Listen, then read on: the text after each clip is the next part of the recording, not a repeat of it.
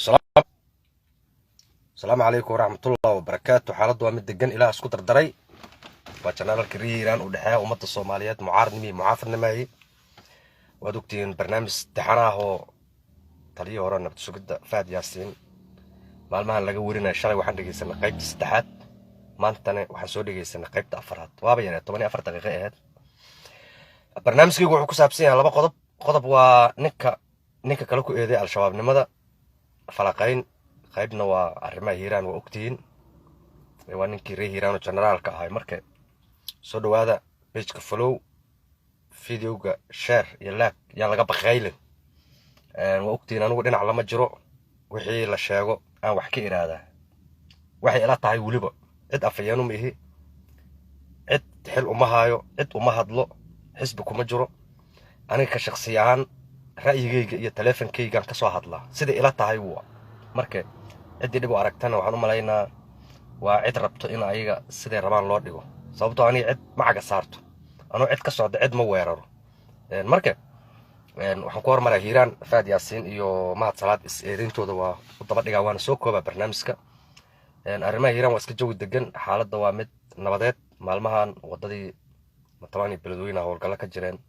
waana la soo gabagabay maalmo dhaxaa nimankii canshuur ka qaaduu ku bilaabay waana laga sifeeyay waxaa dheer oo rabaa inaan mahad celiyo gudoomiyaha dhalinyarada gobolka Hiiraan oo aan u malaynaa inuu 2 bil joogo laakiin wax badan qabtay qofku wuxuu qabto waa loo jeedaa lama inkiri karo. jidkii ka soo bilaabana isbitaalka beledweyne ee tagay laqlaqato isxilqaan iska wax u qabsaa lagu dhisay. waxa aad ula yaabay xalay qolada maamulka ee canshuurta ummadeeda na ka siisa ee weligood biyo wasaq ah oo meel godan ku jiro iska roge waadiga xujuub ama ceelgaal laga soo qaado u qoori waay inta ciyaal lacag soo siiyeen ninkii jidkaas dhiso dhalinyarada ahay ay dhaleeceyn u soo jeediyeen iyo ninkaas ina bilad la guddoonsiyo leeyaba annagu maamulna uma dhiiban canshuurna uma dhiiban dhalinyarada magaalada guddoomiye u yahay haddana jidaan mari waa inuu noo dhiso marka waa mahadsantahay oo naga mudan yahay maahan marka inta ciyaal lacag la soo siiyo Facebook la yimaado la yiraahdo jid jay lagu shubay wax oo xaflad loo dhigo TV lagu casuumo xiri laga jara ma dhamo adiga intaasoo sano canshuura qaadaysay maamulka gobolka ahayd maxaa jay ugu shubi waysa hal isku rogo maxaa ugu shubi waysa hadda adiga ku shubi waysa ninka ku shubay inaan ta shilmaad ciyaal soo siiyo Facebook laga dhaleecayo horta ma ahan annagu markaan nahay dadka gobolka indhahan qabnaa qofkii qodax jidka ka qaado iyo midka ku fiirsada waan ognaa ayaan hore isbuuciyo ka hor waxa dhacday ninka la yiraahdo xaaji dhagaxo oo wada hortiisa marto jay ku shubay qolada maamulka gobolka iyo duqa magaalada waa u yeereen waxay ku dhaheen ma canshuur bixisid waraysi waa wada dhageysateen su'aal khaldani weydiiyeen in canshuur dhibto anaga dhisnay ahayd yireen maamula wuxuu ku leeyahay in anaga dhisnay ahayd war adigu hadda dhisaysid yaa ka celinay dadku markay indho xumada iyo meel godan iyo meel wasaq oo jidka hortooda maraa markay arkaan iska roga dhagaxay iskaga shubaan adii lacag kaama qaadin ayaga iskood dadkan sadaqo waqaf ula baxay jidka waxyaalaha la sadaqaysto ka mid yahay inaad dhisto inaad qodax ka qaado inaad hagaajiso waa kuwa culimada ka wacdiyaan oo ceel la qodo iyo masaajid la dhisay iyo jid la dhisay iyo waalidka oo dhinta xataa ma taqaanay loo sameey karaa ku dhayaan. marka waxaan aad ula yaabanaa marka qoladan gobolka maalin walba waxay tagaan studio malqanyo oo dhagax iyo jay iyo boor iyo wasaq ah oo ciyaar lagu dheelaa kama xishoodaan sawiray ku soo galaan kii jidka iska rogo ku shubay oo ayaga lacag weydiina waxay ka sheegaan cali jeytaad koor wuxuu yiri hay'ada waxay noo keentay yiri saabuun iyo sakeelo baaldiyo oo $700 laga soo bixiyay lacag diyaarada 8,000 lagu soo keenay hay'adu ma xishoodaan yiri anoo hadda asiga waxaan leeyahay ma xishootid wada wasaq la mar waa nin jay ku shubay adigna lacag ku bixinay in ninkaas la caayo bal fiiri ummadda aday maamulku u dhiibato ka mas'uul jidkee mar laan aday ka rabaan canshuur iyo adigana ayaga dhaleen jay ciid ku shubay oo hagaajiyay. marka qof walba wuxuu tari karaa taro taas waa arrimaha Hiiraan waxaan u galaa dhanka federaalka iyo dawladaha al-shabaabka annagu shacabka Soomaaliyeed hadaan horta dhibaan qabnaaho dawladii horena waxa la dhigi jiray waa al-shabaab faadi farmaajo dadka qarxiyo teetimidna waxa la leeyahay Faad Yaasiin al-shabaab marka meesha waxa ka jira waa NGO qoladii filada timaadana al-shabaabta qolada banaanka joogtaana kuwan waa al-shabaab ay dhahaan inoo sheegaan annaga marka cidna uma maqno ceelna uma qodnaanahayo waa problem jiro nimayo marka anuu fikran weligay qabi jiraa jirood iga dhageysan jirtoona war Soomaaliya waxba yaan la isugu dirin wadamada Soomaaliya laga dhigo sidii la isku fahmi karo dawladaha loo noqdo ninba goofkiisa ha goosto shalay dawladda joogto al-shabaab ayadana la yiri kuwa mucaarada dhahay maanta nimada joogto waa al-shabaab na leeyahay kuwa mucaarada dhahooyo annaga waxaan ku ognahay ma jirto wixii naloo sheegan oo kulay dhageysanaa cidii dad dilayso cidii dad laynayso cidii dad qarxinayso cidii al-shabaab ilaahay subhanahu wa ta'ala kula xisaabtamayo waxaan aad kale u la yaabanahay Fahad Yaasin wuxuu yiri maad salaad waa al-shabaab argagixisa oo intaasoo mar wax qarxin rabay jawaabtu waa sahlan tahay aan dadku u sheego Fahad waa runtiis dhihi maayo maad al-shabaab waa ina dhihi ma labadaba ma ogi marka dhaxaada loo hadlaa mugta Fahad inuu ninkan la yiraahdo maad salaad oo al-shabaab yahay oo dadka laayo midaan ku garan karnaa hay'adii celinaysay asagoo soo hadda madax kama ah haddii baarlamaanka Soomaaliya la qarxiyo dilalkii magaalada ay soo laabtaan hadda Fahad wuxuu yiri moogtahay 90% bistooradleydii oo dadka madaxa jibi jirtay biibitooyinka iyo xaafadaha waa xadidnoo yiri marka haddii uu Fahad yahay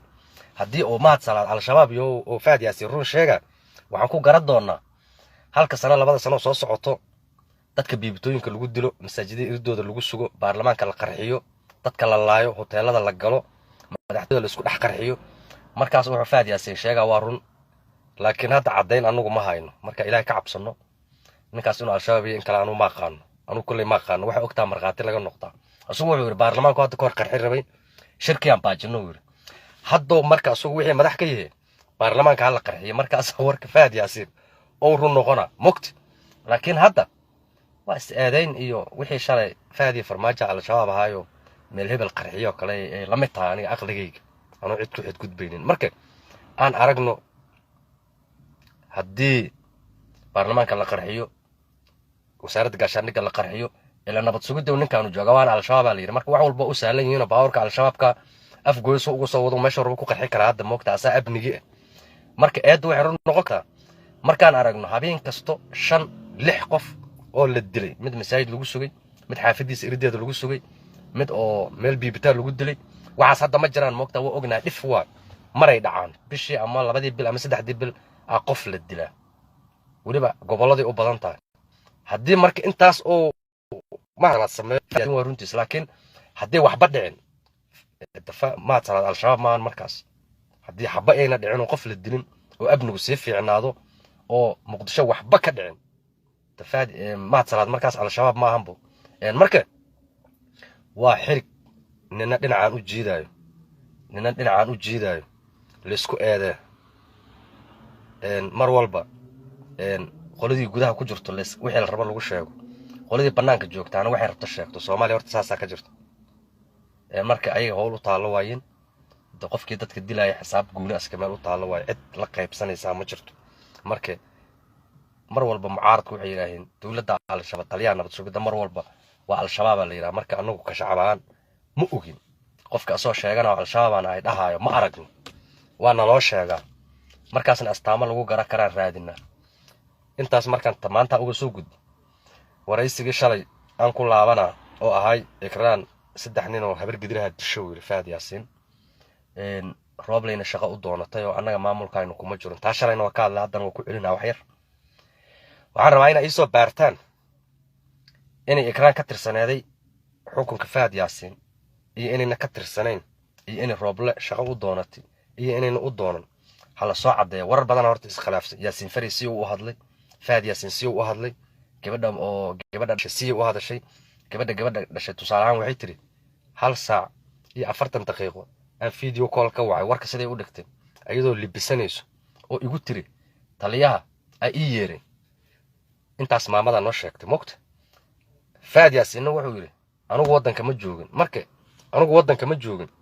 1 saac iyo 40 libisato taliyaha rabay horta waa laba qodob oo kala fog marka waxaan rabnaa in ogaano maalinta la waynaa Fahad ma joogay oo sida maamadu sheegaysa gabadha ayadoo libisanayso Fahad u socoto ma video ka soo wacday bas Fahad waa maqnaay oo gabadha cid kala wacday waxaan rabaa kale in la ogaado la kala saaro maamulkaayna ka mid ahayn inuu yiri inay ka mid aheeday ayadana hala soo baaro wuxuu yiri Roble ay shaqo u doonato baagamudda eedo Hirshabeelle xildhibaan ka soo waysa qof baaga muudaha beledka joogo oo rooble shaqo u doontay in ahaydna la soo weydiiyo anuu marka haddii ay dhacdo in rooble shaqo u doonatay ay xafiiskiisa maalin tagtay ay ka soo laabatay hadday dhacdo wuxuu Fahad Yaasiin sheegaa wax ka jira male waana beenaale qof shaqo doontay oo u tagay qofkaas oonan Fahad ka mid ahayn sabab oo nimankaan la eeday oo rooble ku jira ay u dilaan ma jirto waxa meesha soo gali karta markaad kiisbaara tahay in Fahad oo markaas u dilay rooblood iska soo horjeedaan ku beeraysaa kadibna aqabadii idinku noqonaysaa marka waxaan rabaa in ogaado inay gabadha maqano tagtay xafiiska rooble haddii gabadha maqano xafiiska rooble tagtay Fahad Yaasiin asaa gabadha dilay markaas karo alla leedahay laakiin haddayna tegin waa laga yaabaa sida Fahad sheegayo inay runtahay ayagu dileen ay Fahad ka tirsaneed xafiis rooblena ayna tegin shaqana ayna u raadin marka arrimahaas oo dhan baaritaan u baahan maalmahaana soo baari doonaa insha Allah marka insha Allah wararka aad u kala duwan yahay Yaasiin Farina kulay waa la keeni doonaa oo malayna maalmaha soo socdo tixana laga diyaarinaa marka dadka Soomaaliyeed waa iska dhibanayaal mar walba nina al-shabaab lagu leeyahay mar walba mid soo midka kala ku xumeynaa qof dilayo waxa jira siyaabooyin badan oo falal khaldan loo sameeyo ayadoo dawladda markaas jirto la rabo in lagu eedeeyo dad ayada ka tirsan la dilo haddana ayada lagu eedeeyo marka waa iska dhib dhiigga raqiis iska noqda hala yaabina marka Soomaaliya inuu roob ka da'in abaar iska tahay markano fasqiga iyo alkacab salaanti iyo dhiigga macnalaan iyo aabad waxa lagu leeyahay Soomaaliya qolkiiba 100 waa muslimiin oo 5 salaad masaajidka lagu tukada qof 5 salaad soo dukanayo oo salaada subax inay ka tagta xataa inta diido qabow u soo kaca biyo qabow ku weysa qaadanayo oo haddana inuu dadka dilaayna macna la lahayn Soomaaliya ku badan marka dadka diinta qalad ay ka wada aaminsan yihiin subaxiyaan dukana duhurkiyaan dukana casarkiyaan dukana maqribkiyaan dukana cishiyaan dukana xijkiyaan taga waxa waayeen waa sooma sakadiyaan bixina islaamnimada ilaalina haddana dhiigga ugu sii darana daadina waa waxa Soomaaliya oo isqabal ah horto oo la yaabana dad dhan oo meel ku jira la qarxina cid rabaa ka dambayso qofkaas waa soo dukado kule haddana intaas oo qof oo muslim u dilaa jihad lagu ma jiro marka waxa badan qaldan isku laabta bal horta koow dadka la nabad galisho si kale isku mucaarada si kale wax u kala jiijita si kale wax u raadiya laakiin wada muslimna waana haddana dhiigga muslimku macna ma lahan wax isqabta maahan marka waa adduunku waa idila yaabaya Soomaaliya aad iyo aad idin salaama